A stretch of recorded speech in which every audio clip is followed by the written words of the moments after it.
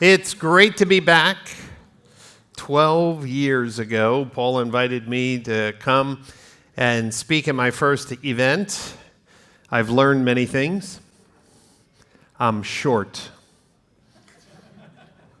I've lived my whole life in the United States feeling normal until my first automotive conference here in the Netherlands, and I was like, wow, there are a lot of tall people here. I learned that, oddly enough, you drink milk at lunch, mixed with orange juice next to it. These are violations of the American Eating Code, but I do like the bitterballen and the croquettes, so it does balance things out. It is great to be back. I've been working on some exciting new projects. I'm going to share with you two specific projects that I'm working on, and some new research, and just a few updates from the States. I know that culturally you are socially repressed. I know that because you don't like to ask questions, you don't like to feel stupid, and by this time of the day you're pretty tired. But I'm going to ask you to do something different. Just be different today and ask questions and participate, or I may not come back. So you decide what the voting will be. You can completely ignore my interactive nature. We're going to ask for some volunteers. Oh yeah, some volunteers today. And you'll learn from everything that we do. So as I'm moving along, if you have a question on anything that I'm sharing, just raise your hand and interrupt me. It's absolutely normal. First thing I wanted to talk to you about is the announcement that was made last year. How many of you heard about Amazon and Hyundai partnering? A few of you. The rest of you have your head in the sand. Strange thing. I thought you were in the automotive industry. This was a big thing, and the media made a big thing about it. Some of you with gray hair or no hair, you probably said, oh, I don't know, another stupid idea. So I'm going to give you an update. How many of you think that this is working? Working? People say it's working? Okay. These are all the stupid people in the room. I just want you to know that they have no clue.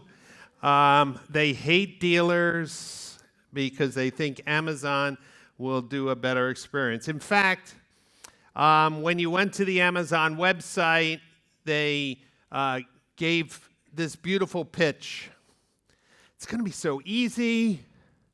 I mean, look what you can do. You can browse. You can know exactly what your car is worth. Pricing right up front. No games.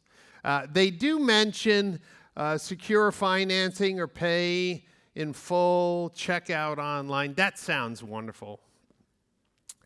The sad truth is that during COVID, when maybe dealerships were closed, or inventory was limited, or people were fearing their health, there was a lift in people interested in buying car online. Today, 95, 97%, taking Tesla out, of all the cars purchased, especially new cars in the United States, are done at the dealership.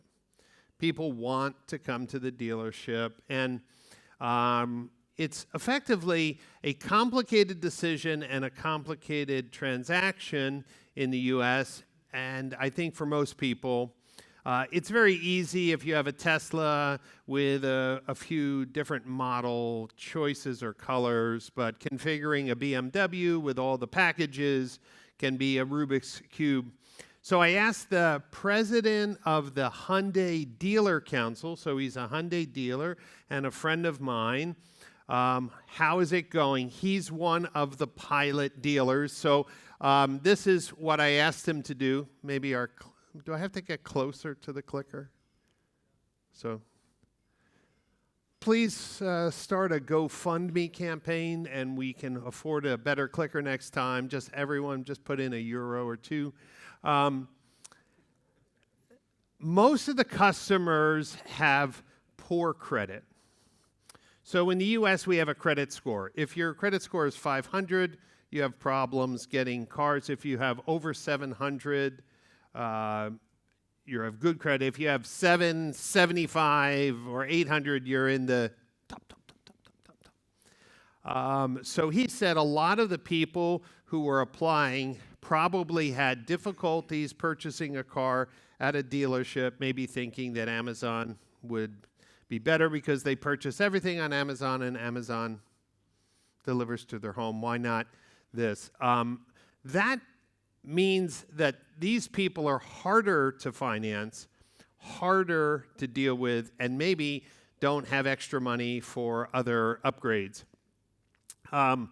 The people who were buying these cars, very few of them had cars to trade in.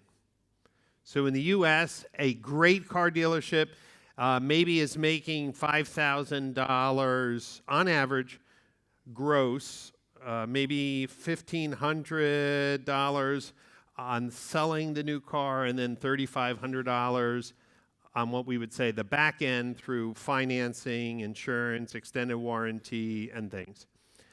If you don't have a trade, then you could be losing $2,000 or more because you take that car in and then you make $2,000 or $3,000. So this was hurting we use PVR, which is per vehicle retailed, how much profit you make per vehicle retail.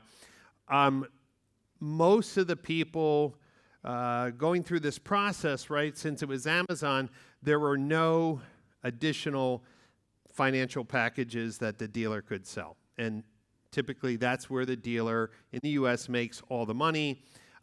They may buy the interest rate from the bank at 5% and sell the car loan at 6.5%, right? So that 1.5 points, the buy rate times that loan, that's a good chunk of money depending on the car.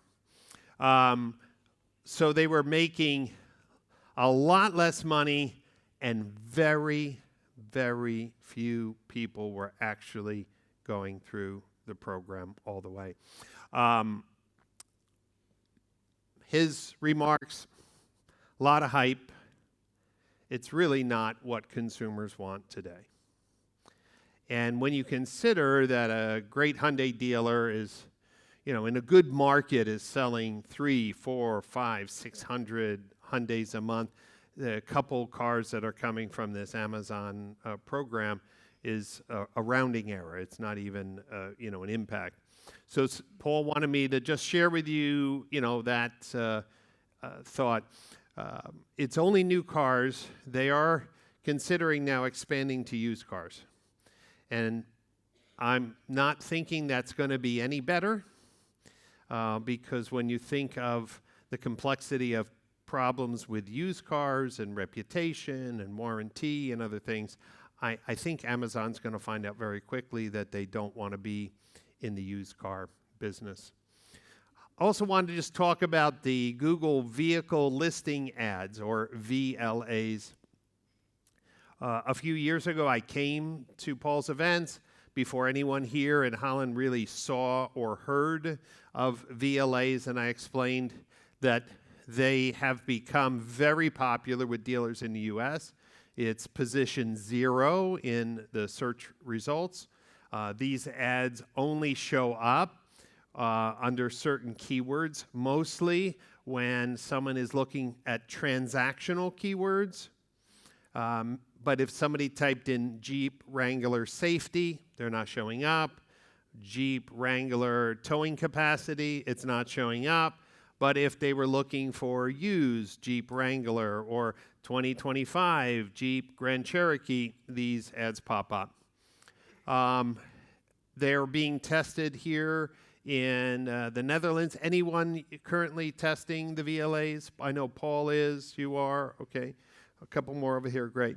The thought process here is getting the vehicles in front of consumers. Now, keep in mind that these VLAs are more expensive than, say, a VDP view or a click from a marketplace, right? What you're paying in a marketplace, say for VDP view or actual referral traffic, is less than these.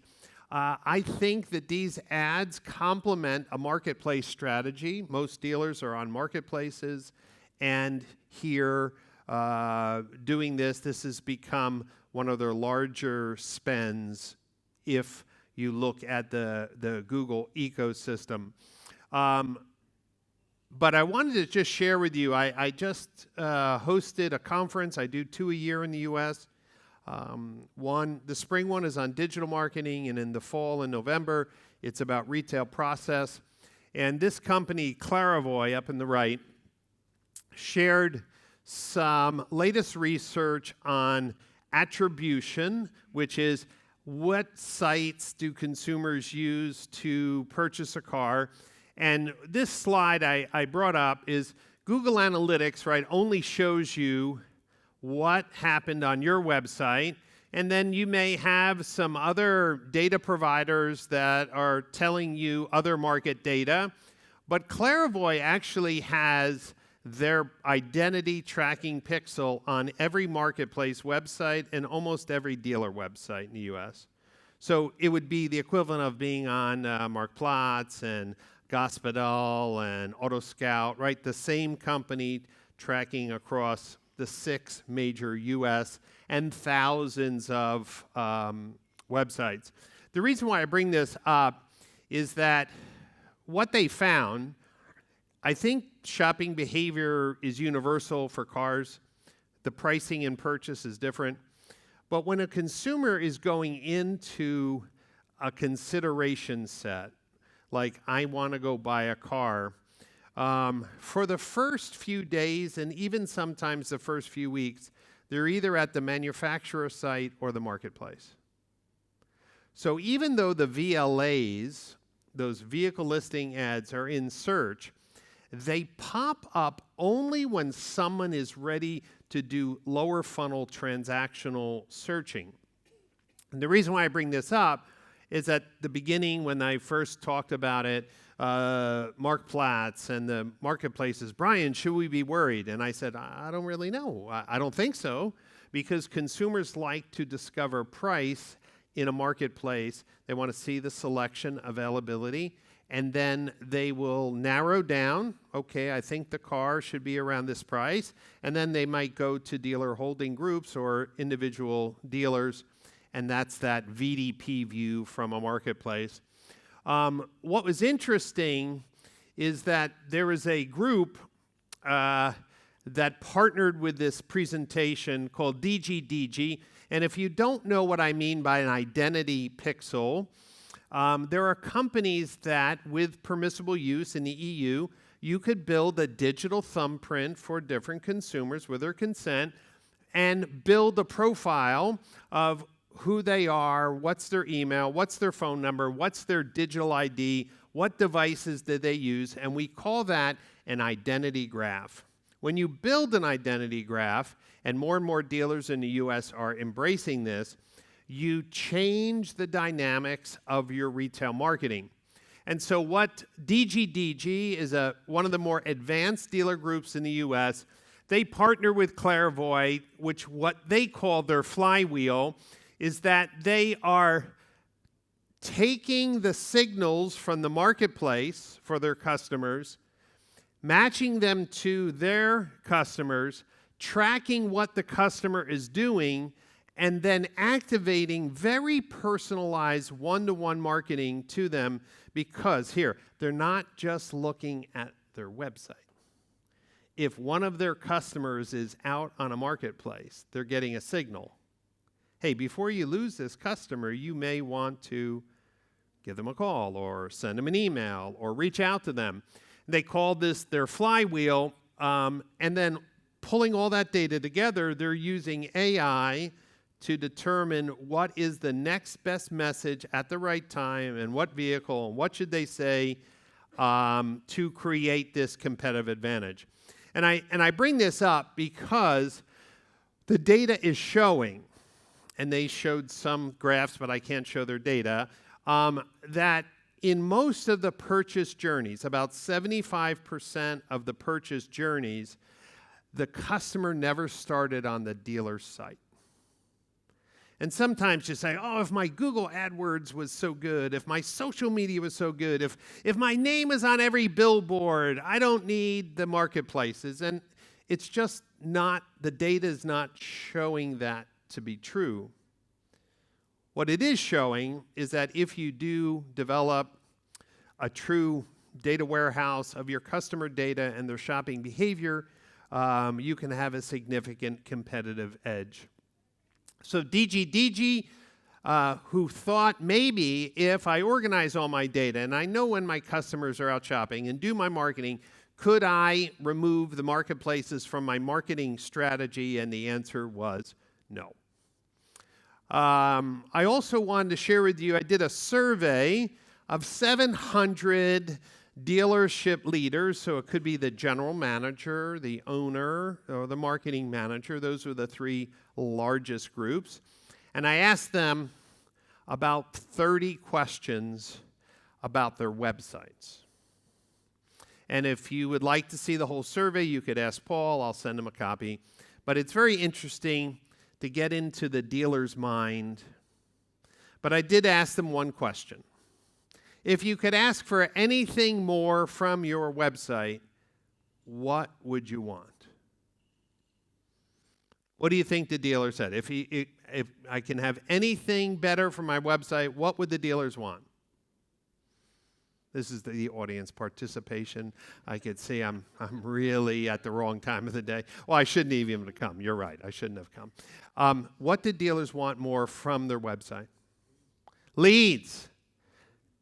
Leads, conversions. I want more leads. I want more leads. And that's exactly what they said, which is kind of stupid because they should have said phone calls. Because when you get a lead, you have to chase somebody, right? Maybe you only talk to 50% of the people, 60% if you're good, maybe 70%, but never 100%, right? You're agreeing with me? Yes, yes, yes, we're alive. We're listening. Why didn't dealers want more phone calls? Maybe they know that their people don't do very good on the phone. Maybe they know that when the customer is ready to do business, they're not staffed to help then. Maybe it's like, no, if they came in the showroom, I would make time for them, but if the phone rings, I may be too busy. Maybe that was the case. So we'll chase them instead of serve them. And so what I want to talk to you about is what if you could get more leads from your website without spending more money? Would you be interested in that? Oh, let me say it again, because obviously we have some slow people here in the room. If you could get more leads from your website without spending any more money, would you want more leads? Yes. Thank you, thank you. I felt at home for a moment, thank you. I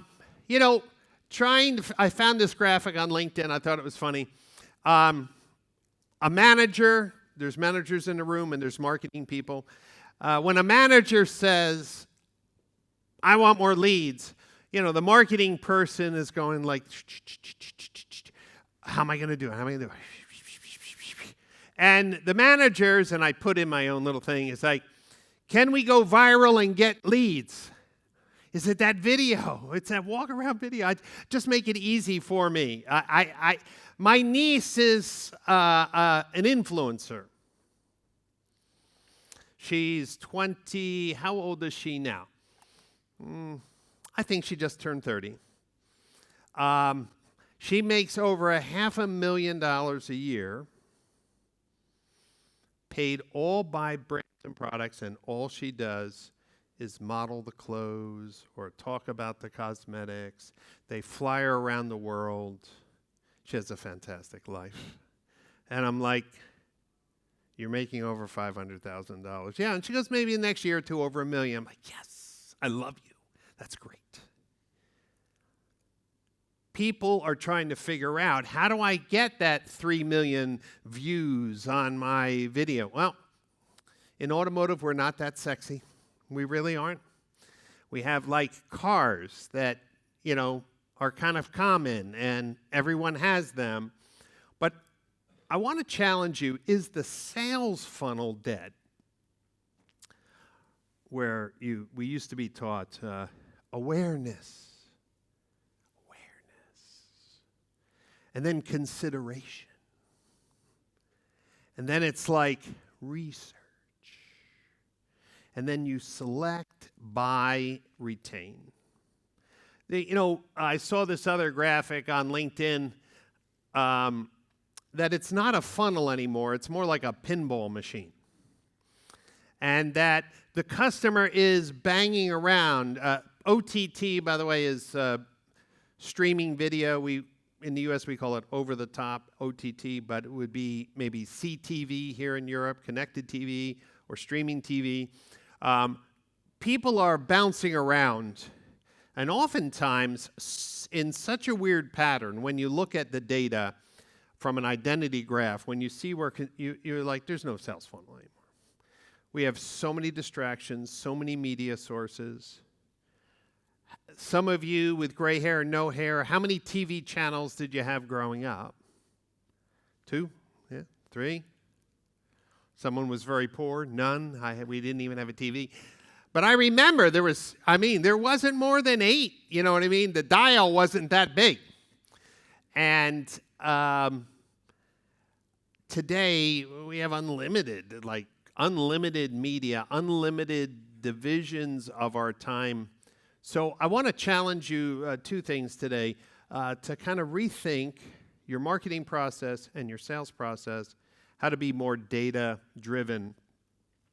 At my conference, this data study was presented, and it really changed my thinking. This year, I'm celebrating 20 years in automotive marketing. Same general role of helping dealers sell more cars with their online presence, strategy, sales process. Paul has done a great job here of building a reputation of a world-class sales process, and it is, and helping dealers make decisions.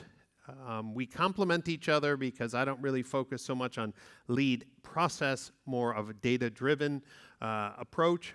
And after 20 years, when I saw this study, I was like, wow, how did I miss it? So lean in with me, because if you really think you know everything, like I think I know a lot. 2 weeks ago when I saw this, I'm like,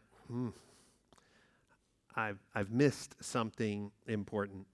And this is done by a company that manages OEM programs for websites and digital marketing for 15, 20 OEMs in the U.S.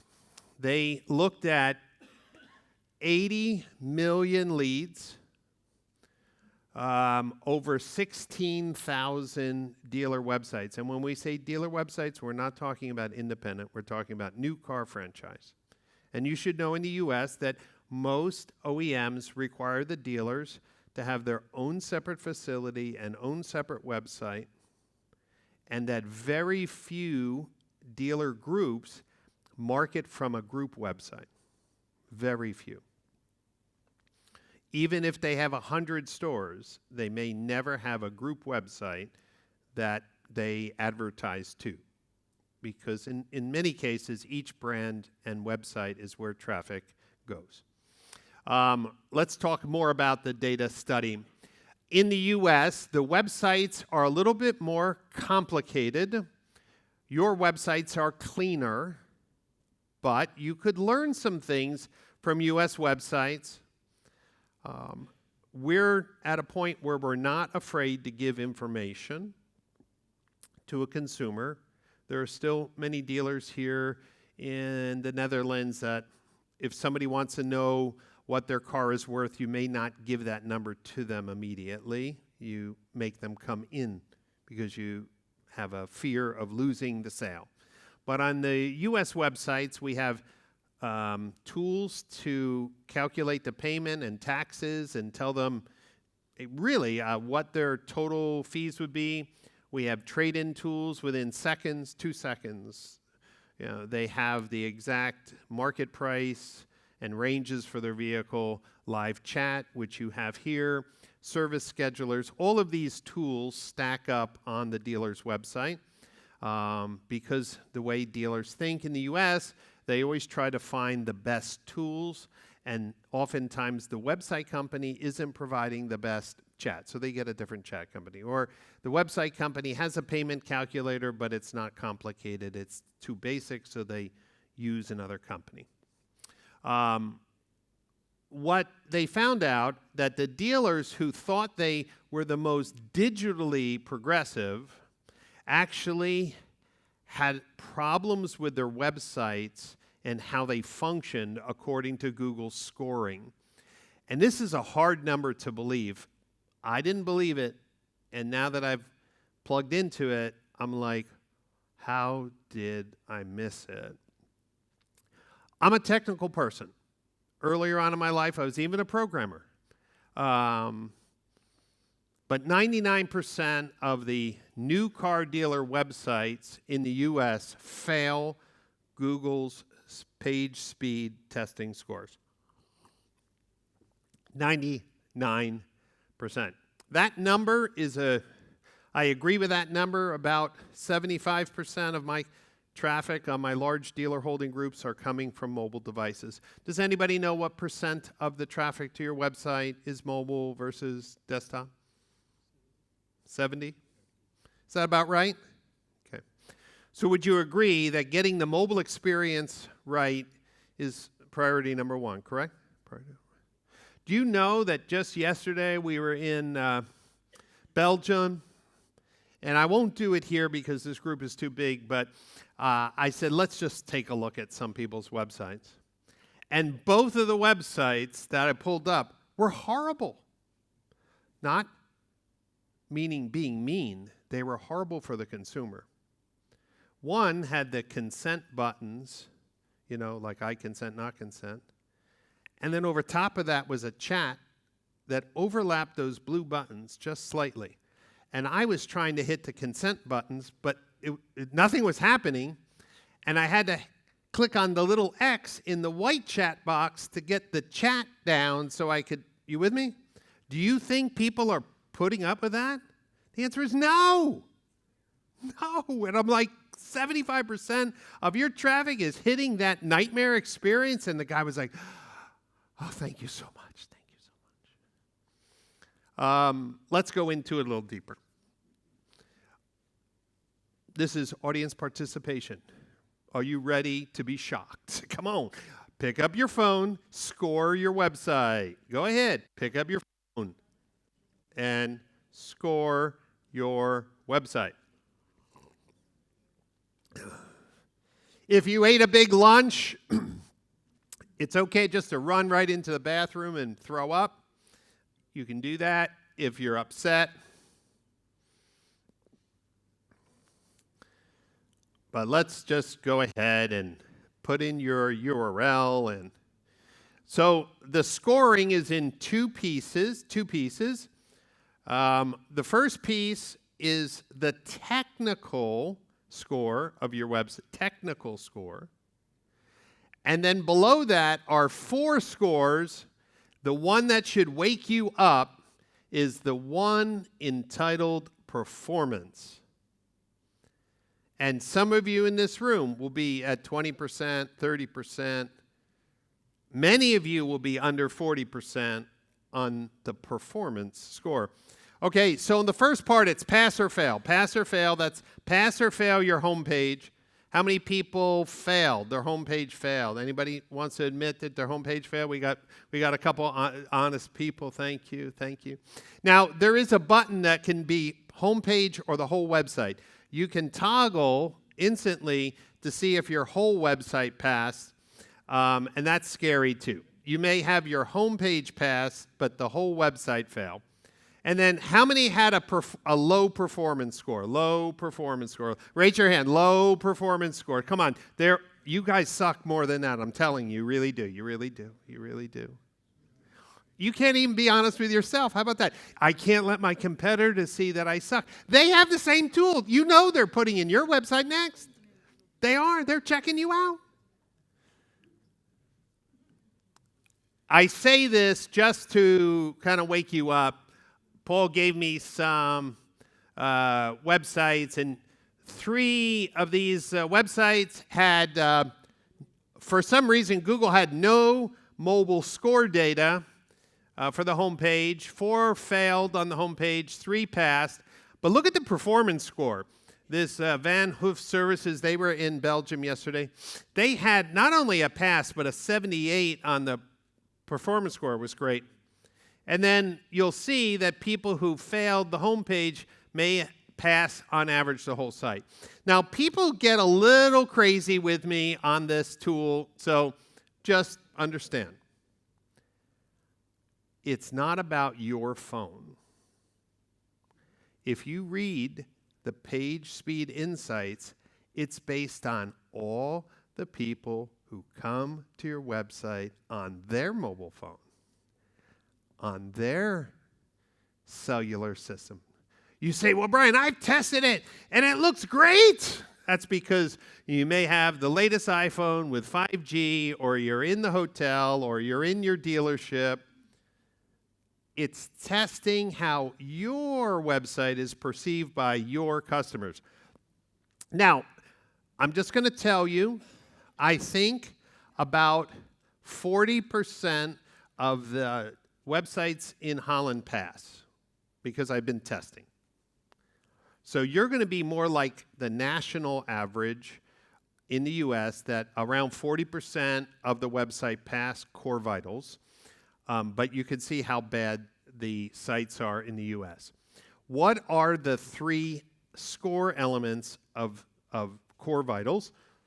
Let's look at them. The first one is the LCP. Basically, it's loading speed, and it's hurt by unoptimized images and videos and banners and slides that load too slow. How many people here have WordPress site? WordPress site, WordPress site, WordPress site, thank you. You know, there was a guy yesterday in Belgium. We did it live. This group's a little too large and not even friendly, so I'm not going to do the nice things for you. But I took some volunteers, and we did the page speed scores, and we looked at, and here's the one thing it said. Basically said, why do you have JPEG images? They should all be converted to this WebP format. And it said, since you have a WordPress website, load this plugin, and it will convert all your JPEG images to high speed. And the guy looked at me, he's like, how come my web developer didn't tell me that? And I'll just be honest, I wasn't focused on it either. And some of you, when you look at the reasons why your performance scores, it will say you have PNG images or JPEG images that are not optimized. And if you take one phone call to your web developer or one plugin on your WordPress site, that problem could be fixed. You'll see why it's important to fix your website. So the 3 elements of the technical score, one is called LCP. The next one is INP, this interaction to next pane. You ever press a button like make an appointment or calculate my payment, and it takes a while for that next page to load? It's really a problem on dealer websites in the U.S. Still a problem here, not so much, but this tools that you may have on your website that are loading slow. Now, I've always found that some of the things that we see in the U.S. come into the Netherlands later, like the VLAs, and I think that if you took a look at some of the cool tools that are on dealer websites in the U.S., you would want some of that tech on your website. But we never focused on, did the tech slow my website down enough that I'm hurting other things? And this is the lesson we learned. And then the third element of the score was visual stability. Have you ever been on a website that's loading a little slow and it's like a button, you want to click it, but then all of a sudden the button jumps down because the photo finally loaded? Do you ever have that? You know what I'm talking about? Or it's loading and the button does a little shit like this, like that screws up conversion. And that's why Google, not Brian, not Shift Digital, that's why Google said, out of all the things that can hurt your website's conversion rate or leads, these are these three things. So what did they do? They took a look at 3,000 mobile websites, 9 different website vendors. Many, dealers have different vendors. And they started to score. Only 23% of the mobile experiences passed LCP, only 6% IMP, only 7% for CLS. Now, why should we care? That's a good question.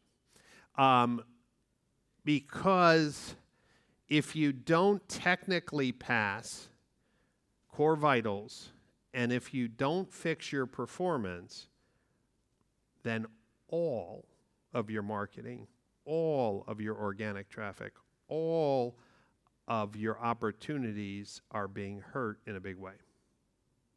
We never really saw it as that critical. So speed, even though you may have heard it, in automotive, we haven't been talking enough about it. And here's what the Shift Digital folks did. So they looked on this first impression tax. Now, I know some of you think your website is beautiful. Okay, get over yourself. If it's failing core vitals, and if it's failing performance score, I don't care what you think, the data is telling you it could be better. You with me? This is not a judgment. This is not, the data is speaking. So better performing websites have customers spend more time, they're bouncing less, instead of forcing them to go to another experience. And again, you can have this deck to show, your executive team. People who have a slow INP score, that's that loading, okay, versus people who had a fast INP, 21% more engaged customers. So really, I was looking at a website of someone in this room I won't mention, but their INP was 6 seconds. And Google told exactly what they had to do. 2 little fixes, and their website will be flying. But no one showed them the tool. And then this idea of unstable websites, 12% more conversions if the website's stable. I know you don't believe these numbers, but remember, it's 16,000 websites over a huge data set. So I like this slide because many dealers are just focused on leads, but they've been asking their marketing team, just spend more money or get me more leads, and no one told them to look in the mirror. And this slide, I just want you to understand, in the U.S., we spend more money than you on marketing.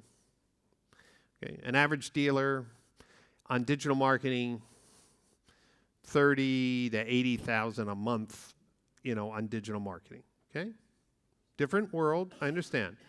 So when you see $10,000, poor converting websites with the speed, if you spend $10,000, will generate 20 vehicle sales versus $10,000 and generating 26 sales.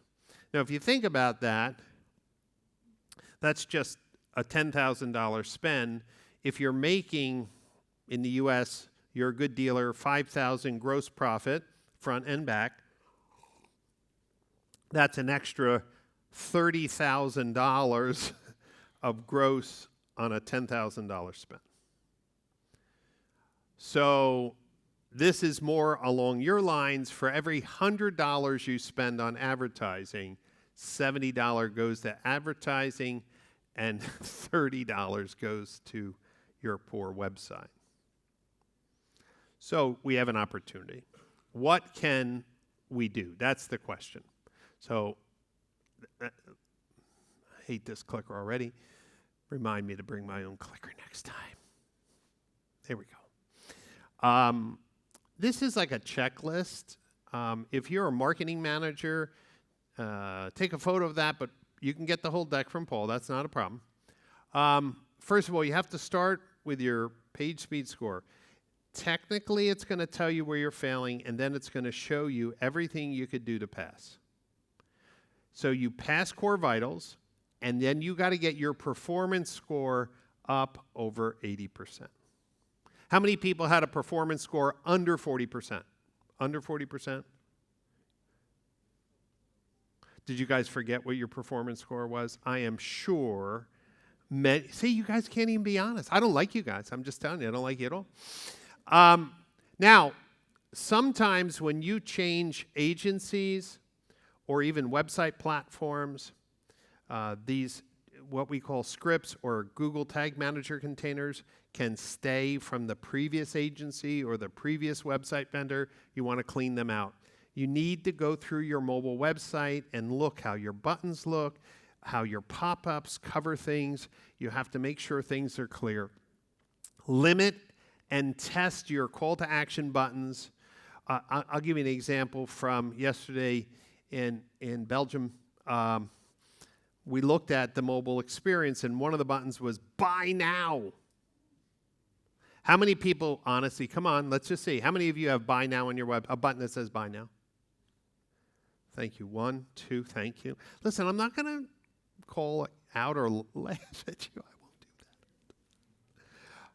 And I said to the dealer, how many people are buying online? He said, no one. I said, but why buy now? Well, they could. And I said, do you understand what buy now means? If no one's really buying now, why would they ever click the button? They're afraid to click that button. It could be reserve it if it's a used car, maybe. Put down 99 euros and you can reserve the car for 48 hours, and if you don't want it. Or it could just be, I want this car, or I have a question about this car. Something, but not buy it. So I really want you to test limiting no more than 4 call to action buttons on a car and test the language in this market that works. The other thing is market pricing. This is a sensitive one. Again, I can't show you all the data from all the dealers, but here's what's happening. Let's talk about used cars, because new cars, I think, are not the problem here in Holland. I think it's used cars. So in the U.S., everything is market price in our general minds. In general, we have instant market pricing. Every day, dealers can know what every car in the market is priced at by model, trim level, so they can compare their pricing. But we do have some used car managers. Let's say we have a car, and the market price is $18,000. They're like, I need to make money. So they put it on your website at $20,000. I hope I'm going to just get some. I need a big score on this. And then 2 weeks later, they go $19,500. And then 2 weeks later, again, they go down to $19,250. And then another, now it's 6 weeks, they're down at, 19. And you should be turning your used cars every 30 days, right? If you're not on a 30-day cycle, you're missing big opportunities. But your turn rate should never be more than 60 days, optimal 30 days. So the customers who go to Marktplaats or Gaspadal or Trader Hans or whatever, and they know what the prices are, they come to your website and they see this car, and they're like, I know the market's around 18 grand. Why are you charging 20 grand? And they leave. It hurts conversion rate. If you market price your vehicles, your holding costs for that vehicle go down. When people come to your website, oh, that's pretty competitive. Let me get some more information. So market pricing really can increase the conversion rates of your website. Then you want to make sure all your form conversions are recorded in Google Analytics, and then start measuring the total form completion rate, which is the total lead forms divided by the number of sessions. And start to work to improve your FCR, the form completion rate. What percentage of the people come to my website and complete a form? Does anybody know their form completion rate? Isn't that an interesting metric? Brian, I want more leads. Okay, how's your website converting? I don't know. I don't know. They just come like the stork delivering a baby. How do the leads come? I don't know. They just come in the CRM. I'm trying to make you laugh. You guys have no sense of humor either. But then you have to look at your campaigns. Am I spending money on Meta? Am I spending money on Instagram? Am I spending money on email marketing outside of my own company? Am I spending money on Google? And how engaged the traffic is, and what's the form conversion rate of each marketing channel? The reason why I bring this up, other than to just move closer to my computer and try to click, this is a dealer holding group, or in the US we just say dealer group, with 75 stores, which means they have 75 websites. And this is real-time data from their customer data platform. Let me just explain the project. The project started about a month ago. The WSP is the website provider. That's the logo. Most of those are the logo from a company called Dealer Inspire. That V is for Team Velocity, just a website provider. And then the core Web Vital score. You'll notice in that list so far, only one store passed the core vitals. Next to it is the performance score, okay, that you saw for your website, and you'll see those kind of suck. And then how many forms? This is from May 1st to, this was probably May 12th or something, the first 12 days. So that site got 500 leads from their website, not from Marktplaats, not from Trader Hands, just their website. And how many visits, and then the FCR. You'll see that over here, the top, and then we have the bottom, we have some stores that are under 1%. They're in red, and believe me, there's more stores under there.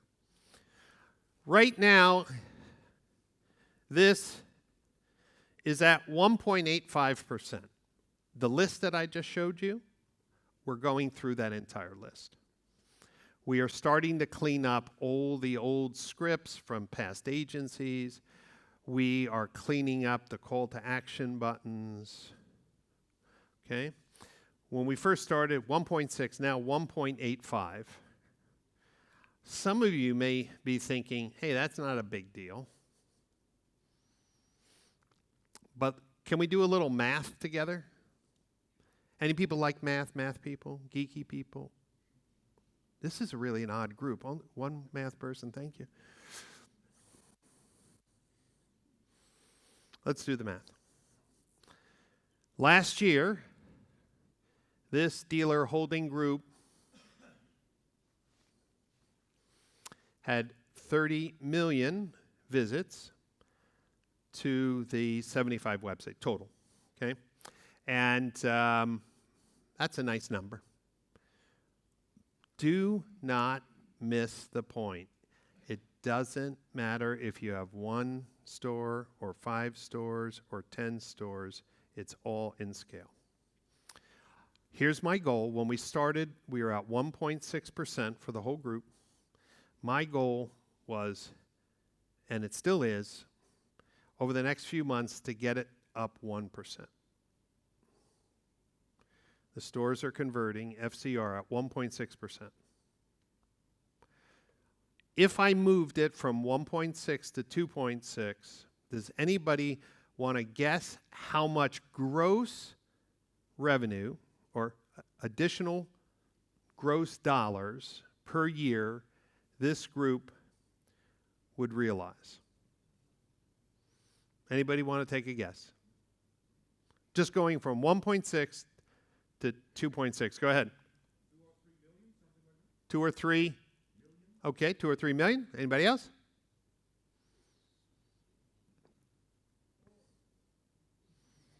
More.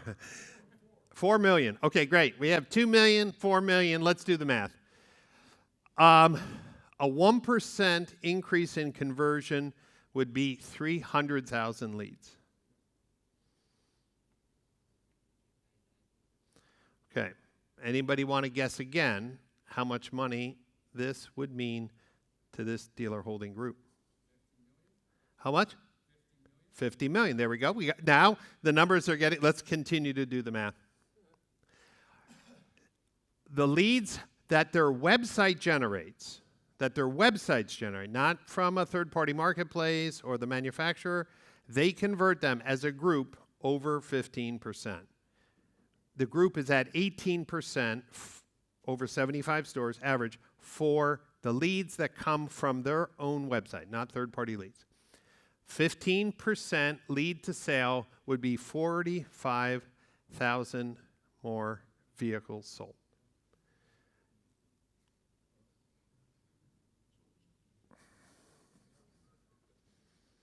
Now, let me ask you a question. If you were the owner of a dealer holding group, is there any other project you could think of that would be more important? So turn it to your dealer group.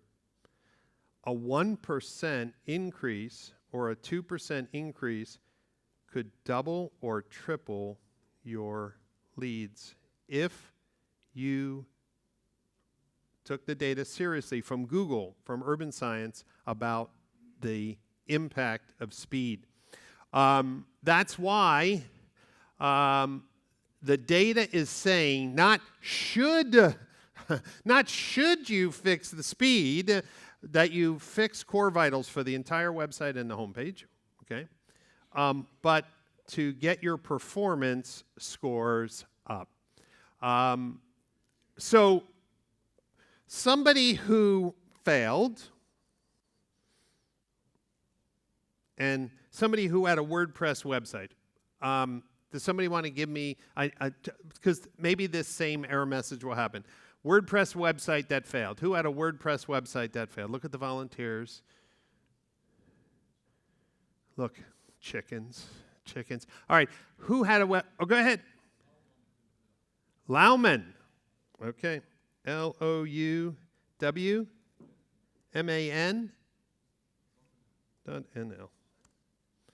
Okay. Okay, so the core for the home page passes, okay?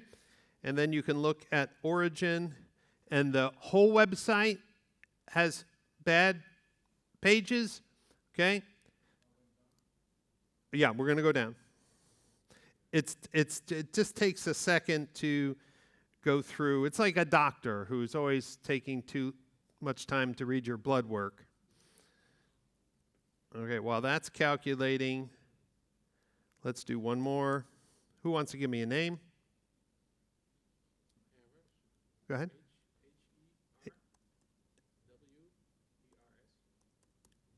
.nl? Okay, here we go. Let's go back to Lauman. Okay, so performance at 35. Huge opportunity here. Okay, first contextual paint, 4 seconds. Okay, blocking time is high. Speed index, 7.9 seconds. And so it shows you some cool things. But notice what we'll say is like, you can go through and show this to your web developers and say, look, this is giving us some technical details of what's slowing down our website. You have some old JavaScript in here, hurting website. But let's see where the big hits were. This is here.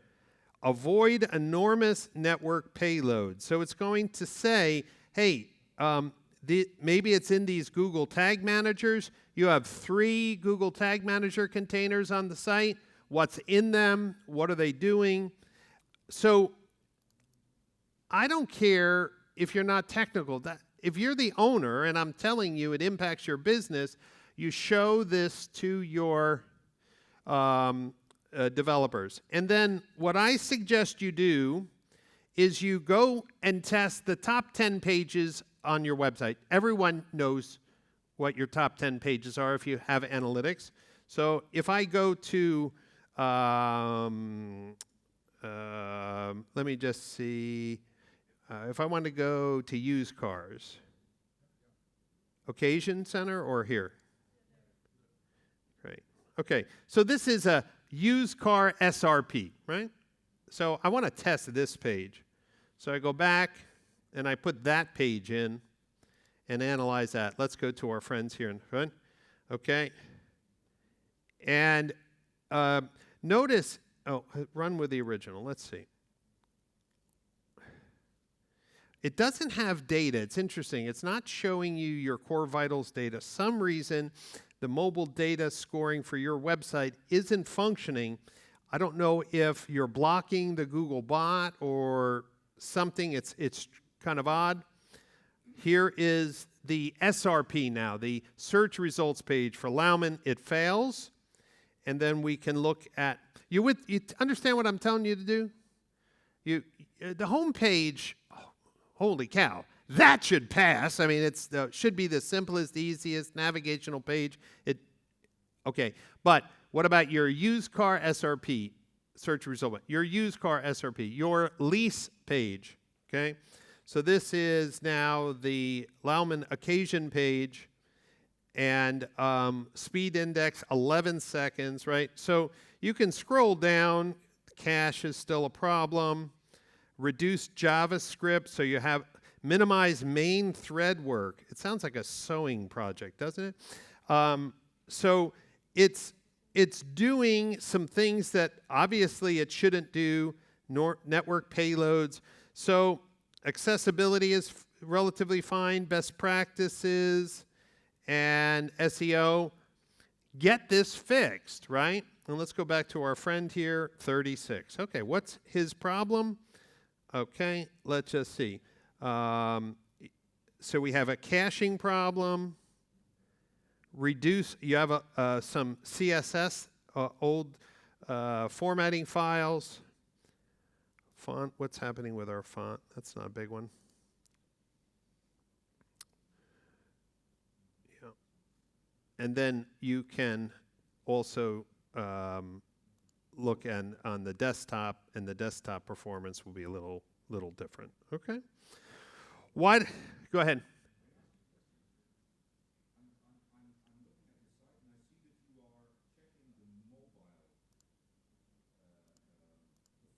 Yeah.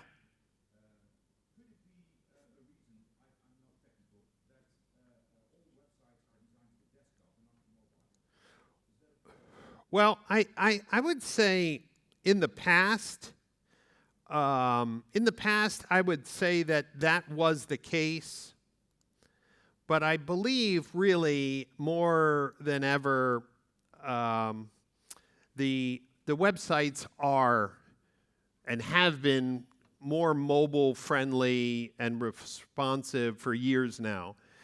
I just don't think the dealer owners understood that these tools, free tools, exist, and they don't know that fixing these could improve conversion. So for the Morgan Auto Group, the dealer holding group, going from 1.6 to 2.6, it's just not that, right? That's fixing technical issues. And then design issues, pop-up issues, cleaning up old code, and then working to make sure that the buttons are consistent and tested and the right color and the right order, and we're learning. I know it sounds kind of stupid that you would say, Brian, are you telling me you could generate that much money? I'm just telling you what is happening. Is for you, your website may be giving you 200 leads, and you could start to get 300 leads or 350 leads without doing anything, And I just have to ask you, what would that do to your profitability? It would change your profitability because I'm not asking you to spend more money. I'm just saying do a better job of looking at your website. And when we take a break, and are we drinking beer here after this, Paul, or no? Okay, maybe if you buy me a beer, then you can, and maybe be a little nicer to me. We can look on the mobile phone, and I'll give you some pointers. But it was 100% of the people who said, Brian, look at my mobile site, they came away with some really good ideas, and they were like, wow, I didn't see that. But it's a big opportunity. So do we all understand that the easiest thing and benefit from coming to today's event is you score your website, your top 10 pages, you work with your web developers to fix the problems, and really try to make it easy for consumers to shop because speed matters, okay? Clear? Okay. Second thing I want to talk about is customer data platforms. This is a big movement in the US. I've written a book on this. If you like to read books in English, you can ask Paul. I'll send Paul the PDF version of the book. Some of the larger dealer holding groups have realized the importance of bringing all their data together in one place. Whether you have 5 stores or 10 stores or 100 stores, I could make the case for one store, but I could understand why maybe someone with one store may not see the benefit. But as you understand the power of your data, then you could change the way you do business. And I don't know if retention is important to you, customer retention. But for most dealers in the US, and maybe some here, it's easier to get new customers. You just advertise on Google and Facebook, and you do billboards, and it's just like new customers. Give me new customers. I want more cars. Just sell the cars, sell the cars, sell the cars. And are we really doing a good job with our existing customers? How many of you would say we are not doing a great job with our existing customers? Great. Everyone else is doing a great job. Okay, if you're doing a great job, you can leave early. You could leave early. Just go right out that door because you will not need what I'm going to show you because you're doing everything perfectly. But I would go to church this Sunday and ask for forgiveness for just lying again after I told you to stop lying. So these are new tools for dealers, and please just ask questions. And again, if you want the decks, Paul will have them. Okay. It is my belief that from this point forward, definitely in the US, there should be not even a single store that doesn't have a customer data platform, because dealers have had the DMS for years and the CRM for many years, but neither of those tools were designed to have a master record of each customer in their current ownership state with their current communication preferences, rolling up all of the communication that you've done in and out of the CRM, when they visited your website, what did they look at, every customer touch point.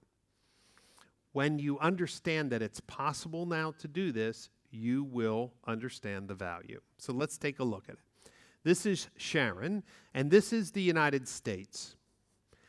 Similar situations here in Holland, but let's walk through it. The purpose of this exercise is to show you why your CRM and DMS are not helping you with retention. Okay? They're not helping with retention. Sharon comes to your website.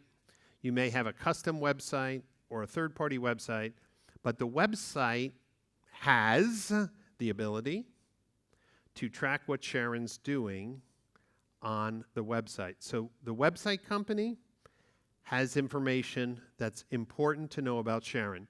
If you have an identity pixel on the website that's taking in permissible cookies, first-party cookies, third-party cookies, in from the browser, then that identity company has pieces of Sharon's journey.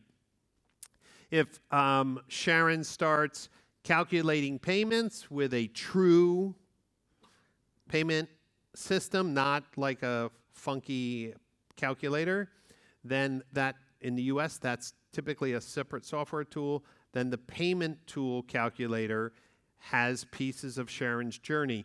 All of these actions on the website are going into Google Analytics, so Google Analytics is the fourth company that has pieces of Sharon's journey. If Sharon fills out a form on the website, then it goes in the CRM. There's the fifth. If there's a form on the website, a secure financing form or a service scheduler that's connected to the DMS, then that would go into the DMS. Now we have 7 different companies. This could be a banking form on the website.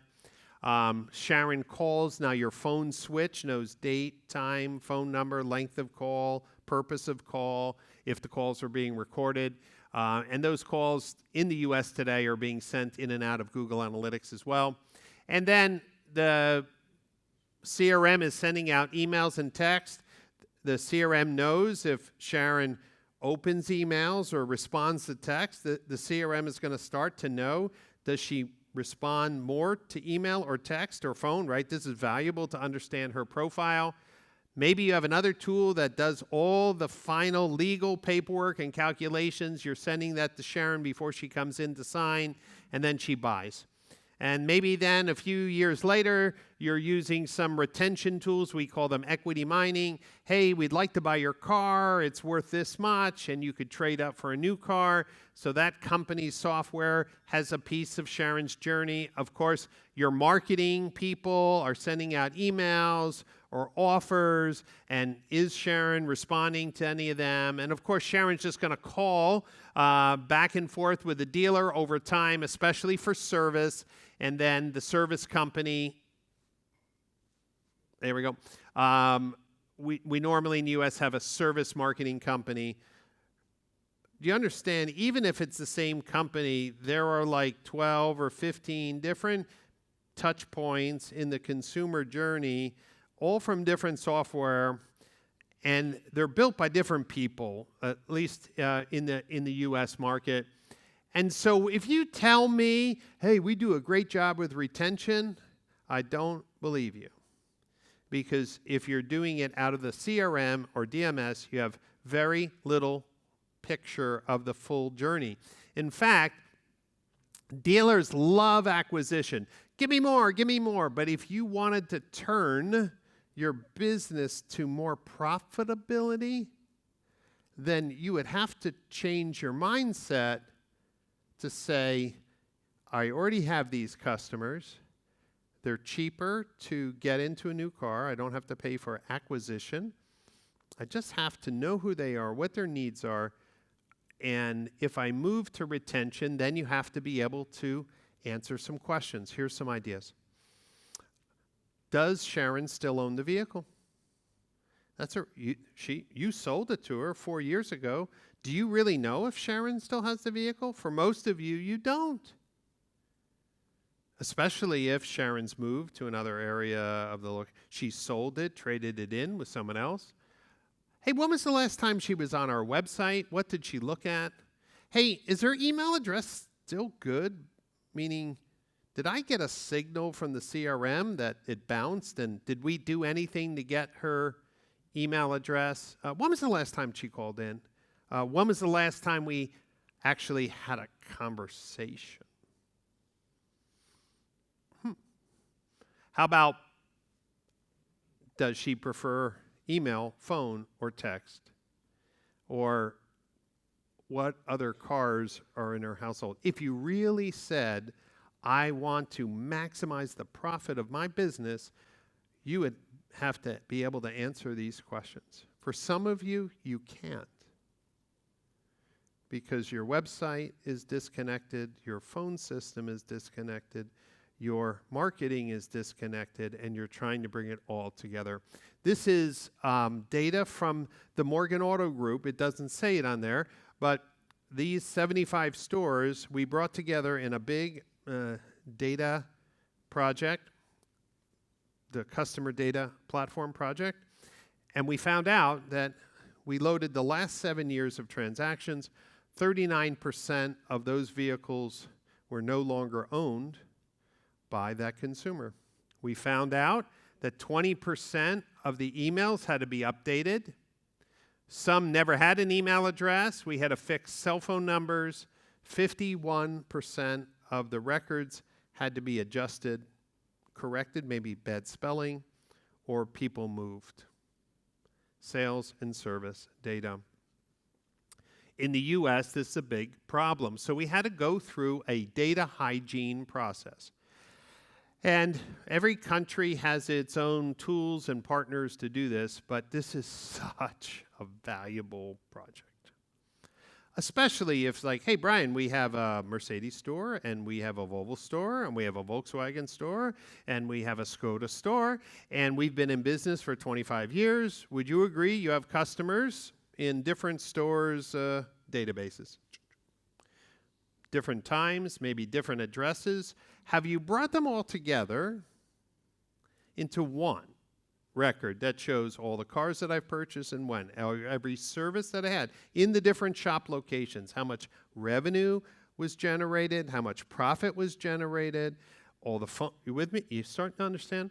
When you hear about AI is going to transform automotive. You know what AI needs? A lot of clean data.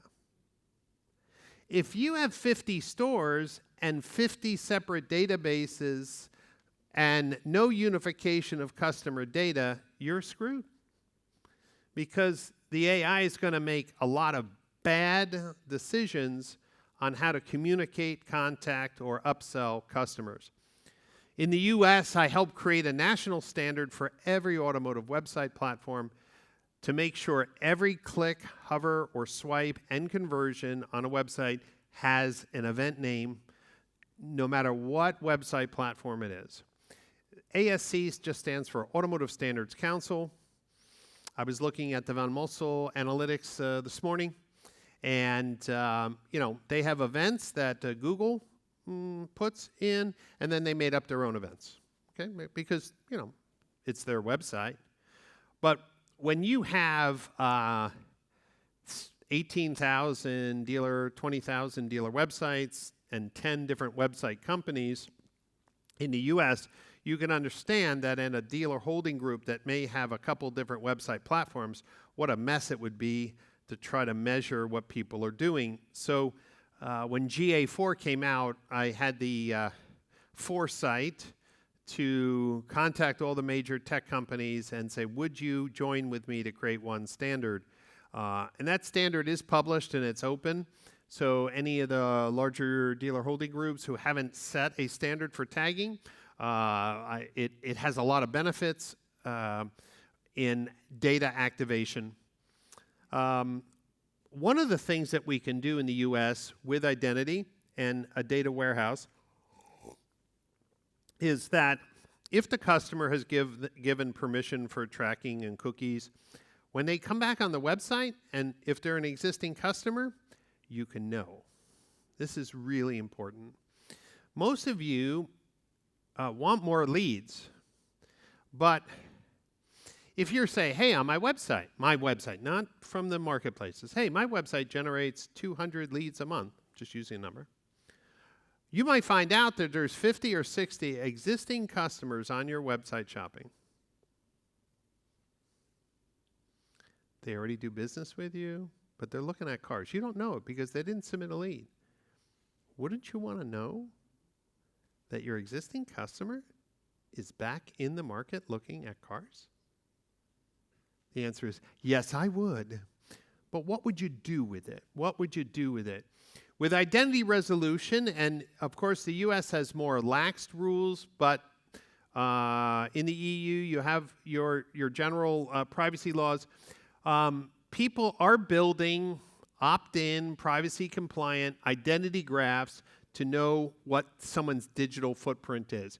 And they do that in the US by combining lots of different things. So all the different devices that people use, public records, connected car, mobile data, registration data, service records, all the stuff in the green boxes on your website, plus public networks. All of this, each of us has a digital ID. And most of us have multiple digital IDs depending on which company builds the graph. What this allows us to do then is to know when our customers are out shopping doing cool things. Let me explain the difference.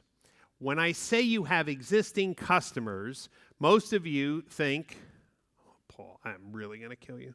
Maybe I have to go over here. Okay, because I'm going to kill myself. Existing customers. To you, what's an existing customer? Hey, someone's in my DMS or CRM. Okay. But imagine if you had something very different. A known customer in the CDP. Not only were they in the CRM or in the DMS, but I have unified their record and I know their digital ID. So when they jump on any Van Mosel website or any Lauman website, or I can get a signal, hey, Brian's out shopping and we should, whoop. Yeah, it's bad, Paul, bad.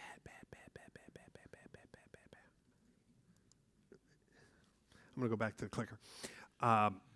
New revenue. And I'm going to show you some examples of what that looks like. So what does the overall thing look like?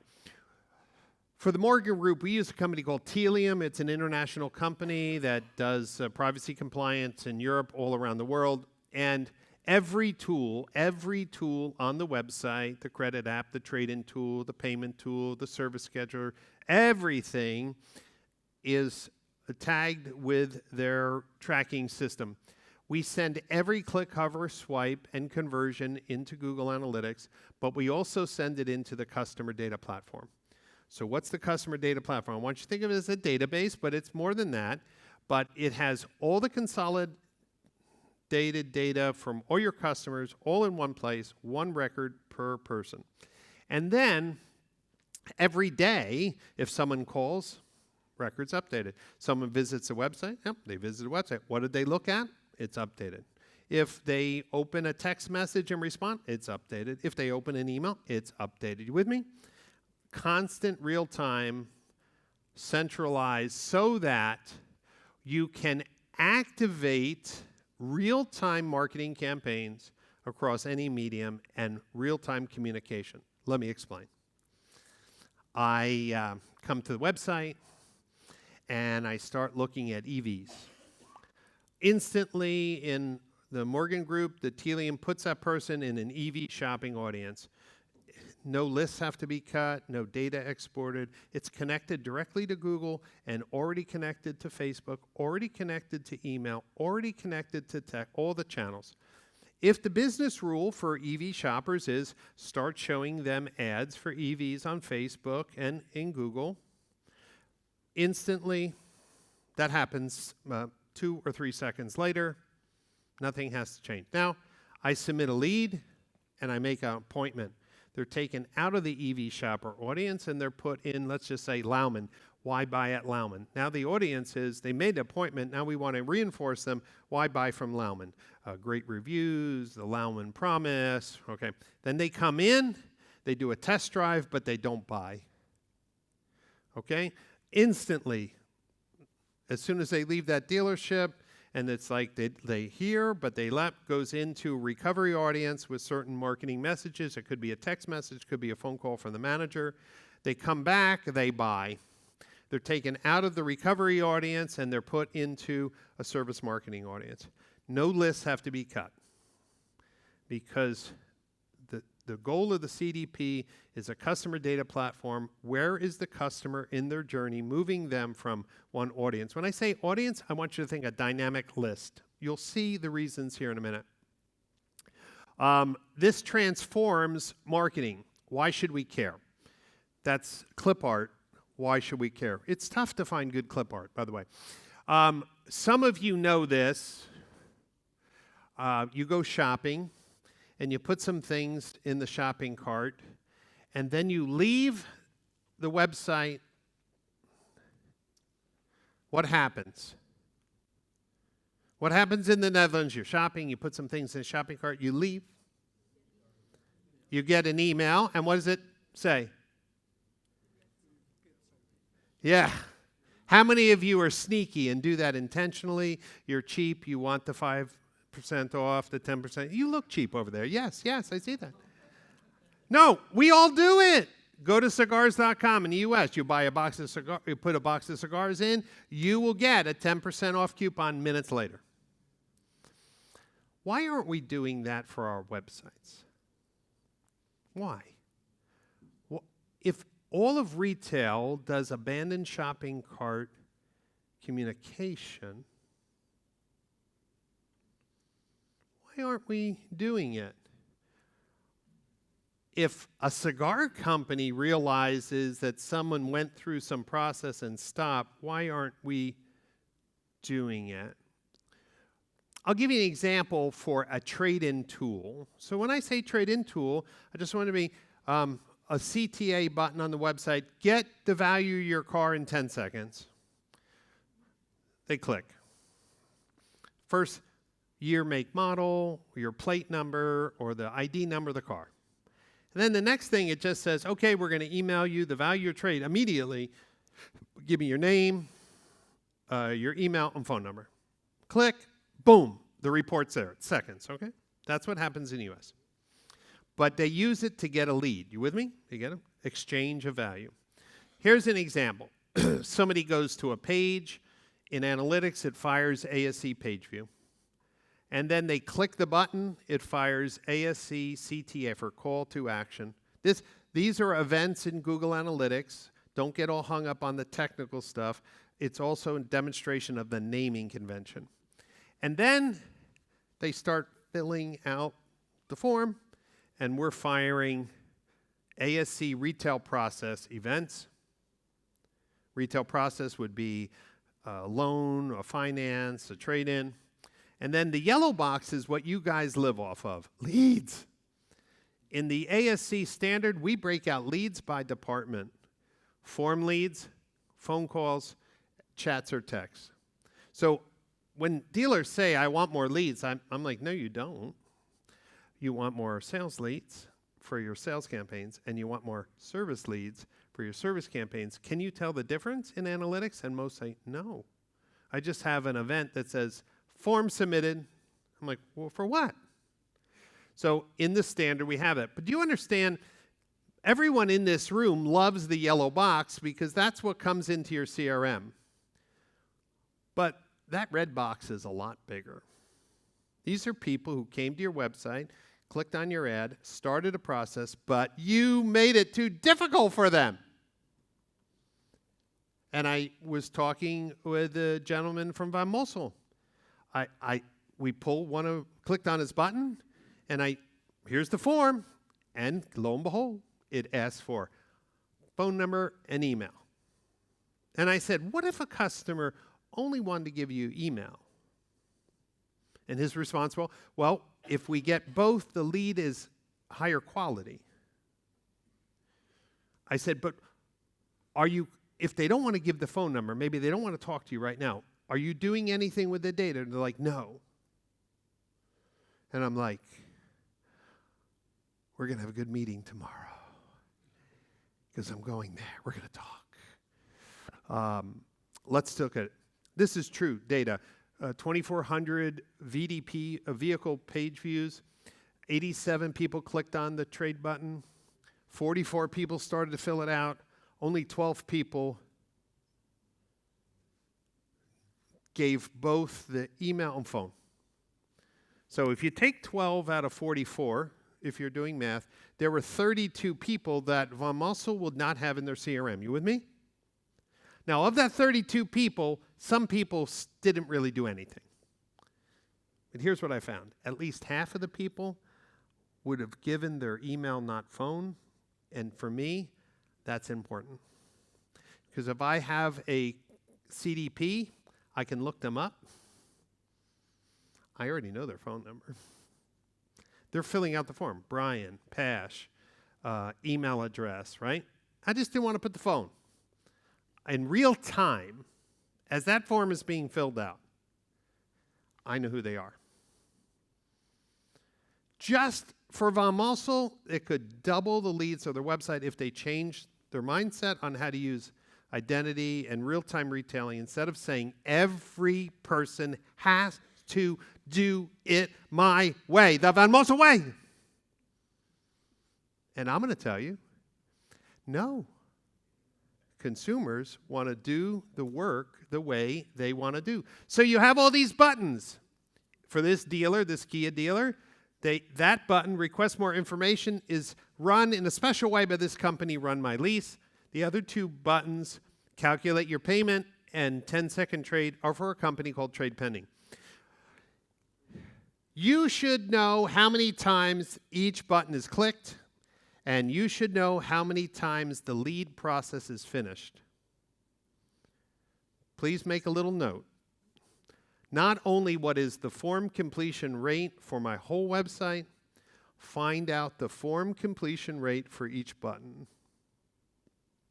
If you want to get more leads, find out which buttons are frustrating your customers. For this trade tool, just like the Von Mussel example, where it was very similar, but you had some more questions, I put in my buddy's name, I hit the Get Market Report, and it gave me the error. And I'm going to tell you that even though 14 people finished the lead, over 16, maybe 20 of the 32 people just put in their email because we know. Well, using identity resolution with smarter websites, I'm watching every field filling out. When it gets to that email address and they hit Get Market Report, 1 second later, I'm going into the CDP. Is Jim Kazabuki a customer of ours? If they are, put them in an audience to do something. If they're not, I'm going to send them, I'm going to push that into the CRM, and I'm going to send them a response. Hey, I see you were using our trade tool, but didn't want to give the phone number. No problem. At Von Mussel, we love you anyway. And here is the trade value for your car. My name is Brian, and can we set up a time to discuss bringing the car in for an evaluation? Wow, hold on. If I really have my data centralized, I could do some great things. So the question is, you want to take back control of your website, provide a better customer experience, and maybe even double your leads. So let me just give you a couple examples, and then we're going to wrap things up. Right, Paul? Yeah, good. By 6 o'clock, you said? By 6 o'clock, was it? In the U.S., most of the dealers hire an outside marketing company to do their marketing, so they take the data, their customers' data from the DMS and CRM. Maybe they're taking something for the website, and the marketing agency says, we're the best. We have a magical platform, a magical team. We're the smartest. We're the most advanced. We even have AI, even though you don't know what that really means, but it's going to work. And they say they may fix some of the data. They may say they update the addresses. They may say they deduplicate, but you don't know. You have no visibility because it's in their technology. And then they say they're going to send the campaigns out in the right zones where you want to target, and then they give you a report, and you have to trust them. Smart dealer groups are waking up and saying, I don't like that.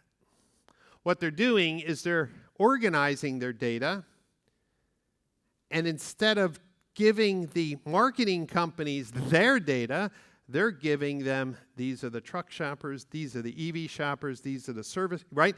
They're creating these dynamic lists called audiences, and they're pushing them into Facebook, into Google, and says, you make the ads, but I'm going to give you the data, and you deliver those campaigns.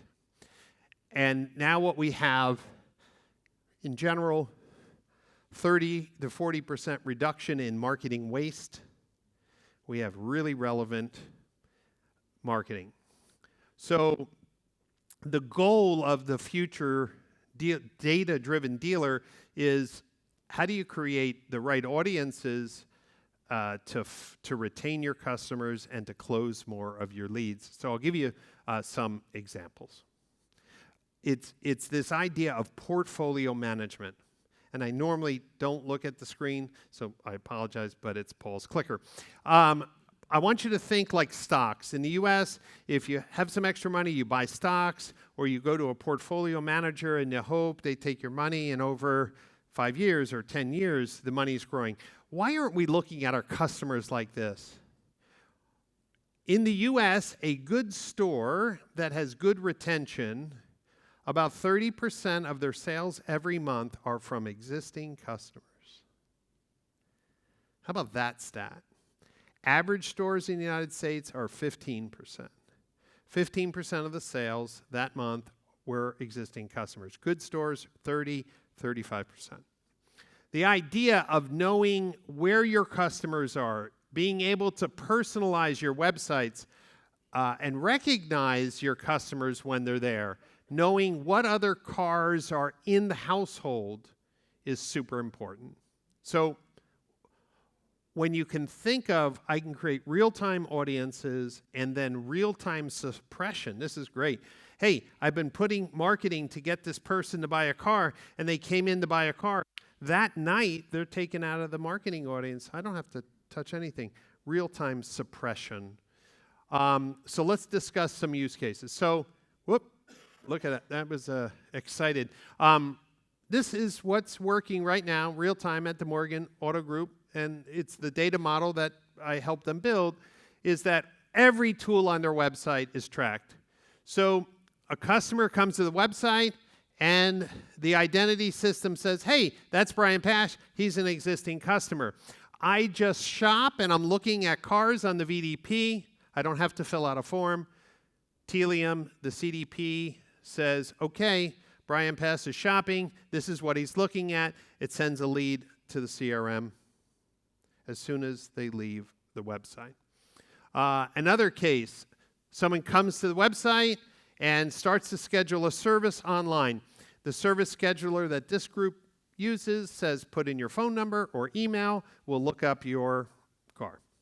And if they put in their email and phone and it's not there, they say, oh, looks like you're a new customer. Would you like to create an account?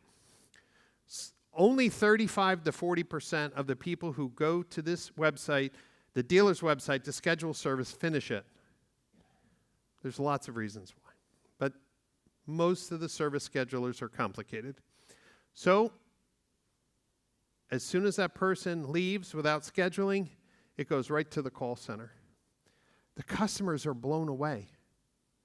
This is amazing customer service. What does the call sound like? Hi, this is Brian from Morgan Automotive Group. I see you're on the website trying to schedule service but didn't book it. Were you having some problems with the scheduler?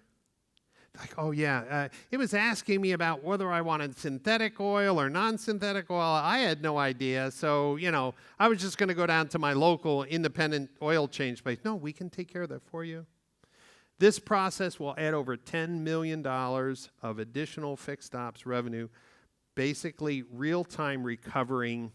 And of course, if the call center can't get to that person and speak with them, we can send a lead right into the CRM for someone to call.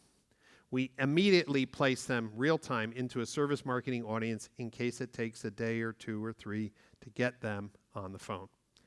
This is another cool thing. I'll open this all the way up because this is really cool. There's a company in the U.S. called Urban Science.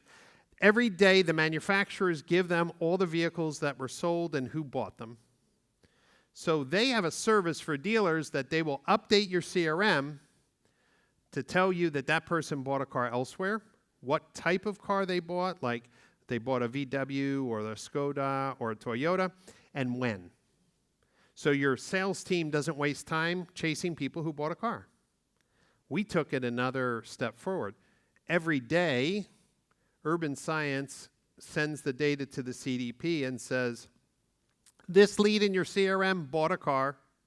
This is what they bought.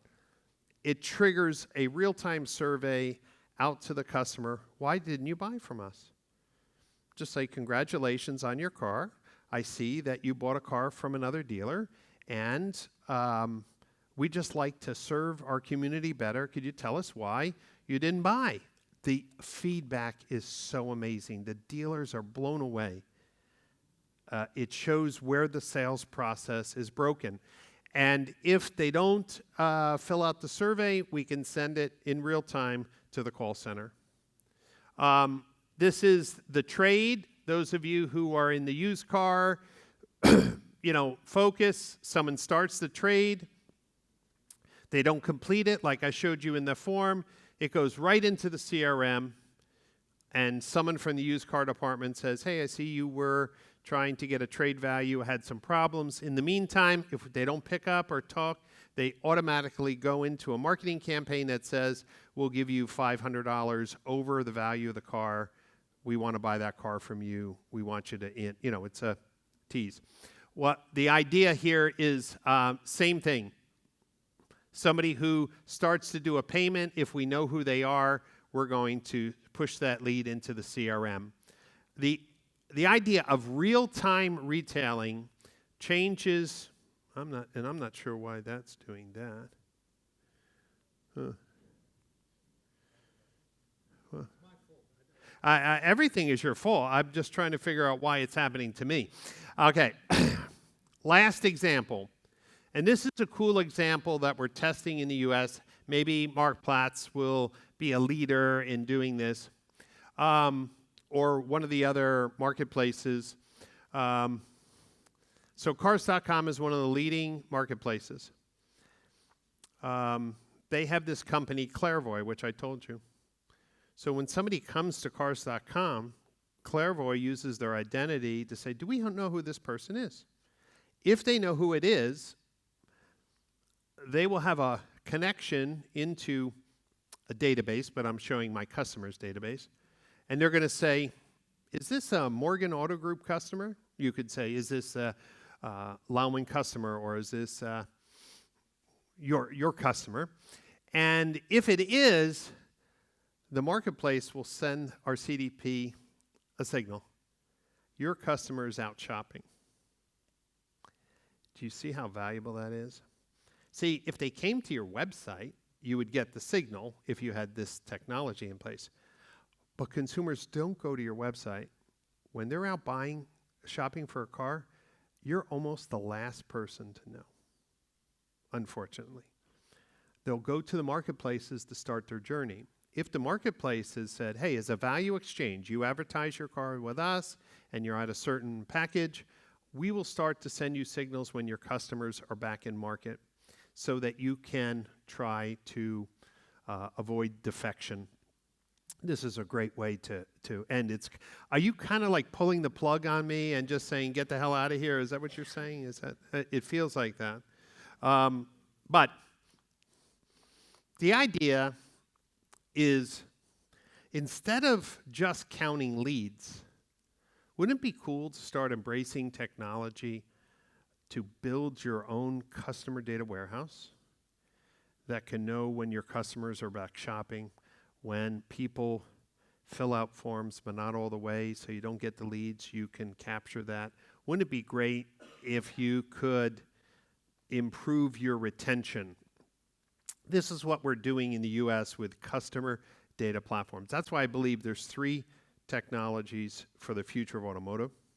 It will be the DMS, your accounting system, okay, the CRM, your communication strategy system, and your CDP, the master consolidated record for every customer across all of your stores in one place. The AI in your CRM, most of your CRMs will start to be building in AI agents to help prompt, give you suggestions on what to say.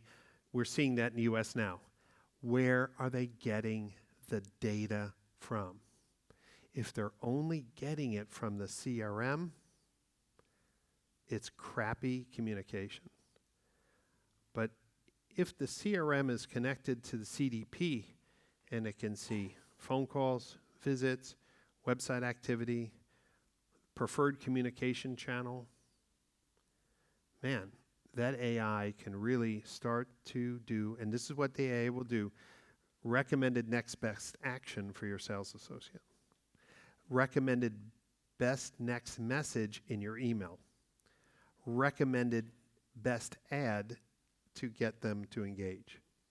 AI is going to be wonderful in looking at a lot of data, but most of us, at least in the US, don't have the data organized in one place. So it's an exciting time. For the Morgan Auto Group, this year, they will, so their marketing budget for the whole group is about $120 million. And this project will save them about $40 million. That's not an insignificant number. And then when we fix the website conversion, why do I share these stories? I know the numbers sound big. Just bring it down to you. If you could cut 30% of your marketing expenses through better data management, if you could double the number of leads your website converts, what would that do to your business? If you focused on retention instead of acquisition, wouldn't that change your competitiveness in the local market?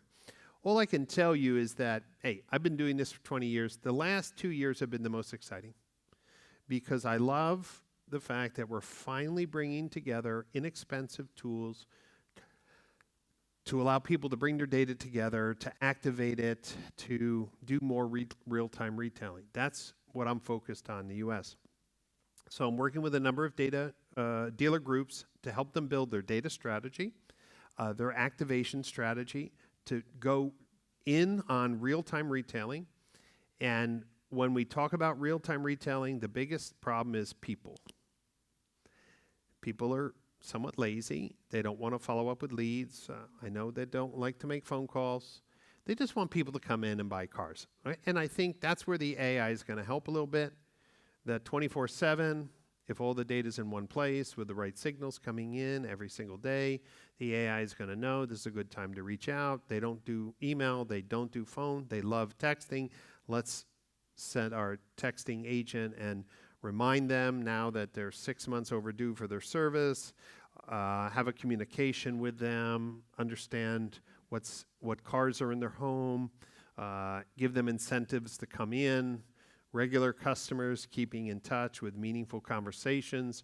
It's all going to be based on having your data in one place that allows the AI to make intelligent decisions like a human would do, just to get the conversation started so a human then can pick up the conversation and finish. I mean, at the end of the day, people like to buy cars from people.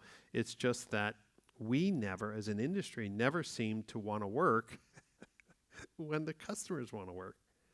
We want them to fill out a form because we don't want to serve them now. We want to chase them. I know it sounds silly that way, but it's kind of what we do. So the technology now is evolving, that we're doing some amazing things. And I will say for the smaller dealers, it's more important than ever because the larger dealer holding groups have the money and the resources to organize and activate their data and invest in more sophisticated tools. So we can't be lazy in how our websites perform or act. We can't be lazy with our lead follow-up strategy.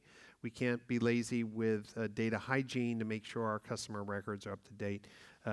Retailing is going to change in significant ways. I'm seeing it over all the 20 years now. This is the 20th year.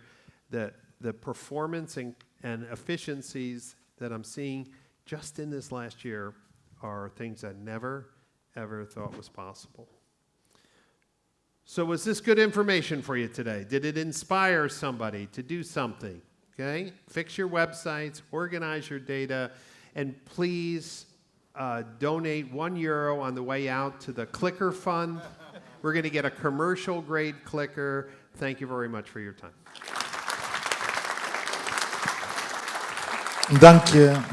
Dank je wel. Zijn er op het laatst nog vragen, 1 of 2 vragen voor Brian? Oké. Oh, there's one. Niels, momentje. Niels Seidema.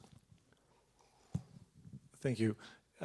Maybe it's a little bit more related to what I actually hear this afternoon, because we're talking about phone call being the most valuable lead.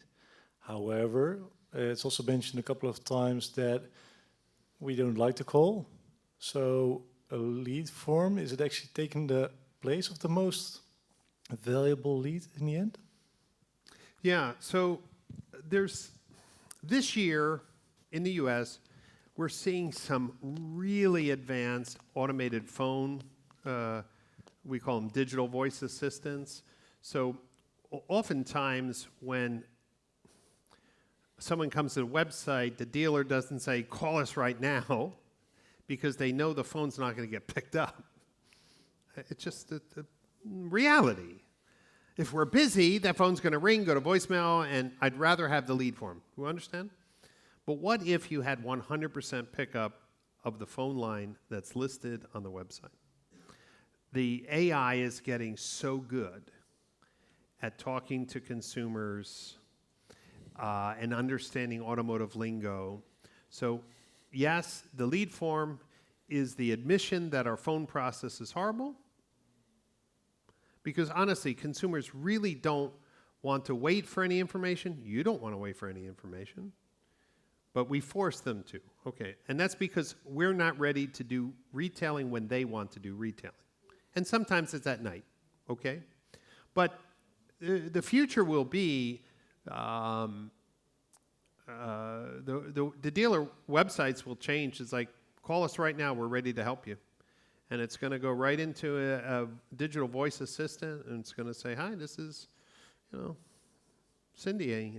I can answer any questions about cars or service. What can I help you with, And they're going to say, hey, is that car in stock? And she's going to be connected directly to inventory. Yes, the car's in stock. Would you like to set an appointment to see it, or would you like to reserve the car for 48 hours with €99 down payment, Well, I can't get there, but I really want that car. It's a used car, and great, €99, reserve it for 48 hours or 72 hours, and if you don't come, we'll automatically credit your card. Yeah, can I get your card number? Right? Whatever. It can be as complicated or as simple as, hey, does this car qualify for the latest rebates and incentives? And the AI is connected to the incentive engine, and it just says, yeah, the current incentives from Renault on this car is, €3,000 off if you qualify, blah, blah, blah.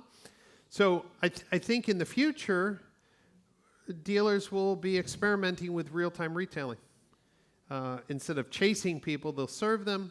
And then most of the AI, if it has any problems, it's instantly transferring it to the BD agent or a sales manager. So the AI is saying, I'm not sure how to answer that question. I'm going to transfer you to our manager here at the store, and they'll be able to answer, So I think we're starting to figure out that we can fix the inbound phone call problem. Brian, we have one last question of Bart. Just a moment. Yesterday I was talking with my neighbors, and we were discussing the fact that we hardly use Google anymore for searches. We just ask ChatGPT. From an AI and consumer perspective, do you think that AI one day will do the transaction on behalf of the consumer? That I go to ChatGPT and say, please buy me this car. I want to spend this amount of money, and fix it. Yeah, I don't think any time reasonably soon, because it goes back to the manufacturers saying they're going to sell cars direct in the agency model and other silly conversations that have happened. The truth is, somebody thinks they want to buy a car. They get in, I mean, for the dealers here, isn't it over 50% of the people who come in and say, I want to buy this model, and then they leave with another model? Because they get in the car and they're like, oh, this is a little, not so big. You got something a little bigger, and they, okay. Or they're like, hey, I want to trade in my car. I think my car is worth 20,000 euro. And, okay, bring the car in. We only offer 19, but if it's in perfect condition, maybe. You know, the AI is not going to do that. It's not transactional. Also, the laws, I think, with the paperwork and the legality of signatures and other things are going to create some problems. Right now in the U.S., people who say they don't use Google for search, it's less than 0.5% of traffic to dealership websites are coming from ChatGPT, right? So right now, I think ChatGPT is excellent for education, for high funnel questions about cars. When it comes down to transactional keywords, Google doesn't even show its AI results for transactional keywords. If you do Volvo XC60 towing capacity, Google's AI agent will give you the result. If you say, I want to buy a used, Google will not show that result. It will show the regular Google ad. So Google doesn't want to eliminate all the millions they make from advertising. So right now, there's a line between like transactional keywords and educational keywords. So I think for the short term, the educational process about cars and maybe has there been any recall problems, all of those will be like ChatGPT things. When it comes down to transaction, I think it's going to just do what the marketplaces are doing now, show you some cars, you're going to go to the marketplace or the dealer website, and then you're going to start the process. The difference will be the communication from the dealer to the consumer will be smarter, faster, 24/7, and more helpful to the consumer because of the AI that the dealer uses. Okay. Brian, thank you. Thank you again. Geef me een hartelijk applaus voor de afgelopen 2 uur.